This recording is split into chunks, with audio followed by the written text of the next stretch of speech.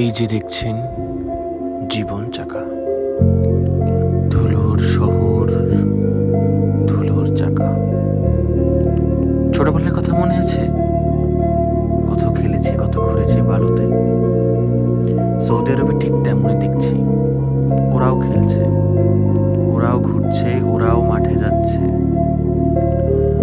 তবু সংশয় হয়, ওরাও তো বড় হবে আমাদের মতো, তাই না? মাথা পিছু আয় করার একটা তীব্র আত্মনিঃশ্বাস চেপে ধরবে ওদের। ছোটবেলায় মাকে বলতাম, মা আমি বড় হয়ে দেখো ঠিক চাঁদে যাব। মা বলতো, চাঁদ তো অনেক দূর। আমরা মধ্যবিত্ত।